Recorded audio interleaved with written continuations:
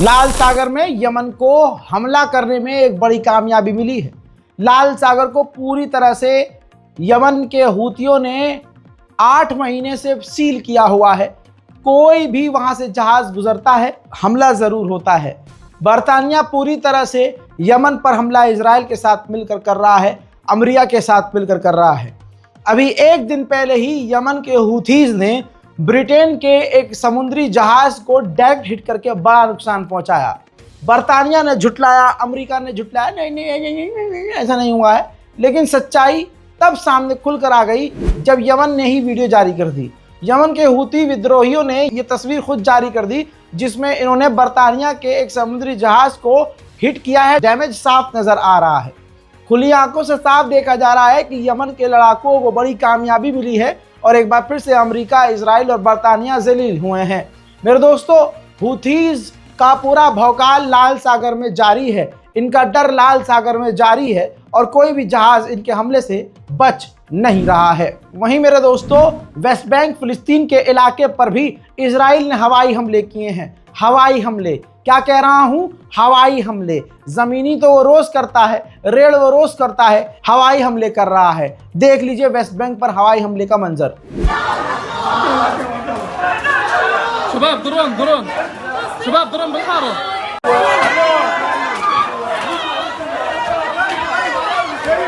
Iraq के विद्रोहियों और इजराइल के दुश्मन यमन के लड़ाकों की तरफ से भी तेल अवीव और हाइफा, मेन शहर इजराइल के, वहां पर रॉकेट आए हैं देर रात को, जिसे इजराइल ने रोकने की कोशिश की है।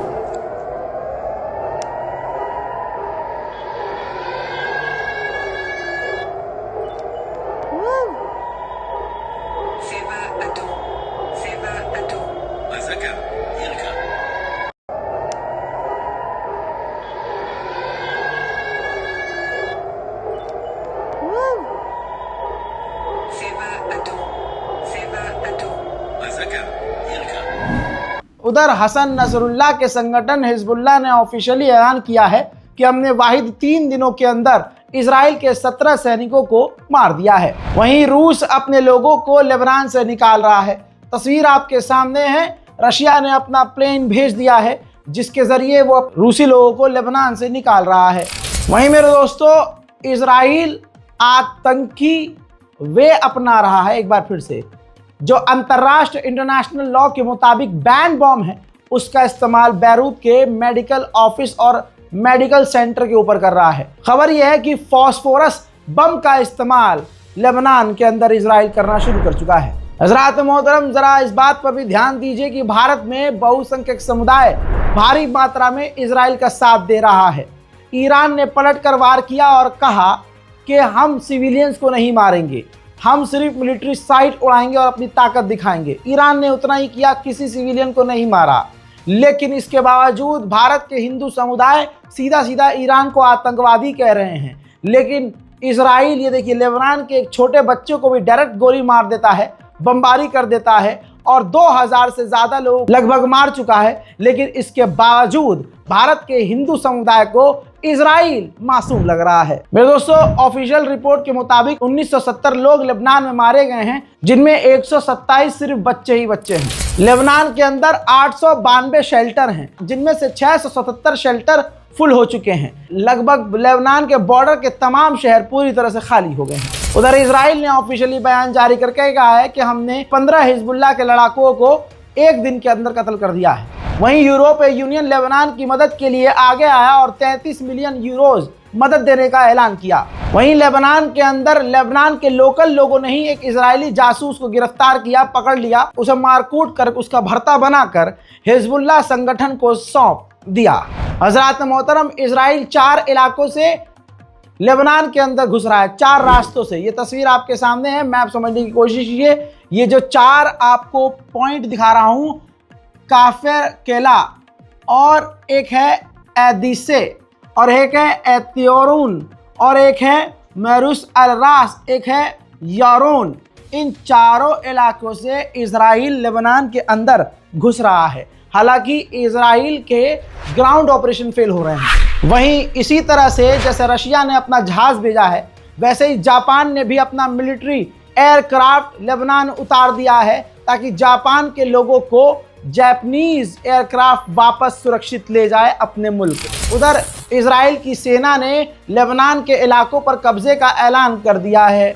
मेरे दोस्तों, इजरायली लैंग्वेज आपको तो समझ में आएगी नहीं। प्रूफ के तौर पर ये मैं आपके सामने वीडियो रख रहा हूं जिसमें आईडीएफ ने ऑफिशियली बयान जारी करके कहा है कि जिन जिन इलाकों से हमने हिजबुल्लाह को पीछे ढकेला है, हम अब कभी भी अलाउ नहीं करेंगे कि हिजबुल्लाह वहां पर वापस आए। यानी एक तरह से कब्जे का ऐलान कर दिया गया है। भले ही हसन नसरुल्लाह को कत्ल इजराइल ने कर दिया है, लेकिन कई चीज़ें क्लियर हो चुकी हैं कि नसरुल्लाह के मारे जाने के बाद संगठन कमज़ोर नहीं हुआ है, बल्कि संगठन में नया जोश आया है। सीसीटीवी फुटेज के जरिए देखिए, लेबनान की तरफ से हिजबुल्लाह की तरफ से कई रॉकेट दागे गए और वो एक साथ रॉकेट इजराइल के ही इलाकों में आकर गिरे हैं और उनमें से कई जितने भी रॉकेट गिरे हैं उनमें से किसी भी रॉकेट और मिसाइल को इजराइल नहीं रोक पाया है और इजराइल के इलाकों में बड़ी तबाही मचने की खबर है। अब जो मैं आपको तस्वीर दिखाने जा रहा हूं, ये ऐतिहासिक तस्वीर है। तस्वीर देखिए। जो लोग कहते थे कि इजराइल का कोई कुछ नहीं उखाड़ सकता, जो हिजबुल्लाह ने 17 से 18 इजरायली सैनिकों को मारा है, उनकी फ्यूनरल की तस्वीरें आप देख सकते हैं, उनके आखिरी रसूमात की तस्वीर देख सकते हैं। इजराइल के लोगों को आप रोता हुआ देख सकते हैं। इजराइल की मिलिट्री की आंखों में आंसू और रोता हुआ बच्चों की तरह देख सकते हैं। हिजबुल्लाह पूरी तरह से इजराइल के साथ टक्कर की जंग लड़ रहा है। उधर लेबनान के ऑफिशियल गवर्नमेंट ने कहा है कि इसी वक्त हमें सीज फायर की ज़रूरत है और सीज फायर अगर होता है तो 10,000 सैनिक हम साउथर्न के इलाके में तैनात करेंगे ताकि इलाके में शांति आए। मेरे दोस्तों, इजराइल के सैनिकों की यही बात है। इजराइल के सैनिक जो कुछ भी हैं हथियारों के दम पर हैं। जिस्म का उतना वेट नहीं होता है जितना वो हथियार लाद कर चलते हैं। और कितने एक्सपर्ट होते हैं इजराइल के सैनिक, आप ये देखिए। मीठे, रसगुल्ले, लचीले और फूल की तरह कोमल। طب مش هختار السيان شجعان كرتيس صدع عزامة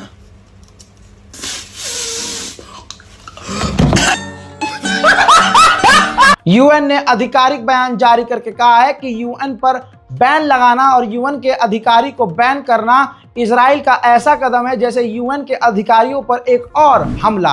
आईएमएफ इंटरनेशनल जो बैंक है, वर्ल्ड बैंक, उसने साफ कह दिया है हमलों की वजह से गाजा की जीडीपी 90% गिर चुकी है। फिलिस्तीन का अपडेट दूं तो फिलिस्तीन के वेस्ट बैंक के इलाके में बिना किसी वजह जबरदस्ती इजराइल की मिलिट्री फिलिस्तीनियों को गिरफ्तार कर रही है। तुर्किश मीडिया टीआरटी के पत्रकार इजराइल में मौजूद थे और इजराइल के कांड को रिकॉर्ड कर रहे थे।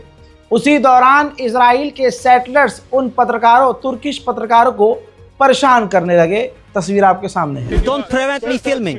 Do what you do. Stop filming. Okay. No, I will not stop. No, I will not stop. Go and film in Turkey, No, not here. I my have friend. GPO cards. Tell to police, please. Tell the to police. Show me your card. I You will are not show you. Hamas Tell the police. I will show You the. spy No, I all am the not. time. Why you filming? No, Why you are did I lying. catch I am you? journalist for more than. Journalist. You spy No. for the We are- Hamas and Hezbollah. You. What? इसी तरह से फिलिस्तीन के इलाके में मौजूद सबसे पुरानी मस्जिद इब्राहिमी मस्जिद के अंदर भी इजराइल मुसलमानों को जाने नहीं दे रही है।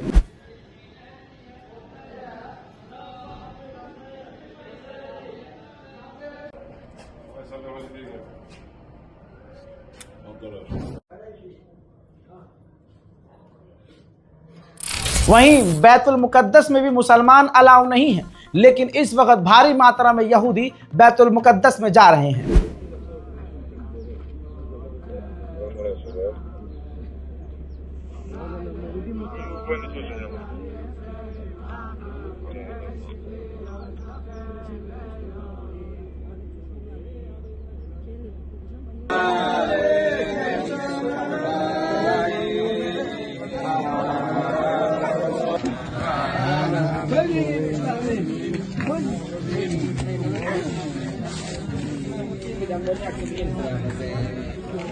हस्बी अल्लाह व निअमल वकील। अब हाल ये हो गया है कि इजराइल के सेटलर्स मिलिट्री के दम पर अब फिलिस्तीन के दूसरे इलाकों में भी टहल रहे हैं।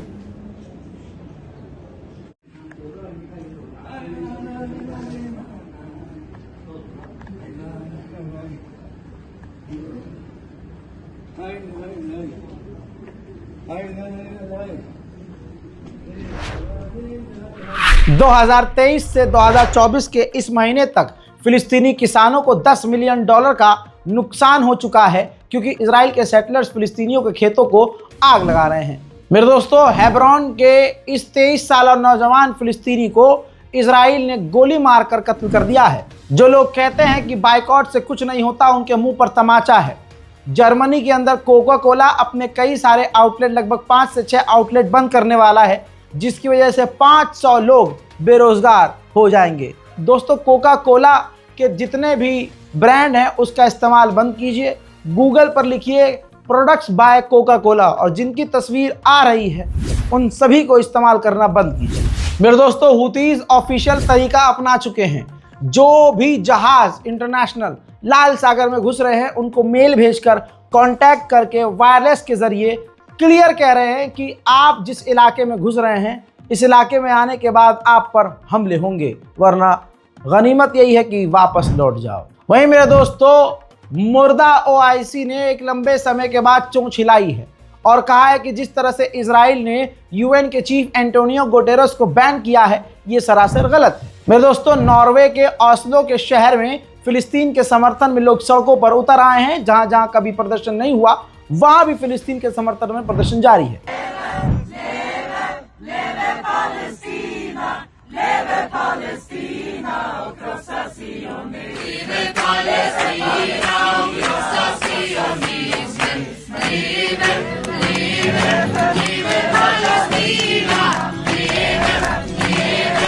आधिकारिक रिपोर्ट यह है गाजा की 41,778 लोगों की अब तक गाजा में इजराइल जान ले चुका है और ये नंबर्स लगातार बढ़ते जा रहे हैं। मेरे दोस्तों, नेतन्याहू किस हैवान, शैतान और खबीस खंजीर का नाम है, समझने की कोशिश कीजिए। ब्रिटेन के पूर्व प्रधानमंत्री ने बड़ी जानकारी दी। बोरिस जॉनसन कहते हैं कि 2017 में ये कुत्ते का बच्चा यानी इजराइल का प्रधानमंत्री नेतन्याहू मेरे घर आया था और मेरे घर में जब ये मेरे बाथरूम में गया और बाथरूम से बाहर आया तो मेरे जो सिक्योरिटी वाले थे, एजेंट थे, उन्होंने जब बाथरूम की तलाशी ली तो पता चला जासूसी डिवाइस इसने मेरे बाथरूम में लगा दिया था मेरी जासूसी करने के लिए।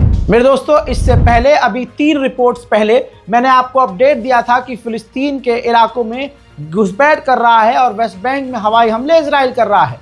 वेस्ट बैंक में जो इजराइल ने हवाई हमला किया है, अपडेट यह है कि उसमें 14 फिलिस्तीनी एक ही झटके में मारे गए हैं। मेरे दोस्तों, उम्मीद करता हूं कि आप रज़ाग्राफी अनस्क्रिप्टेड मेरे इस चैनल को सब्सक्राइब करेंगे।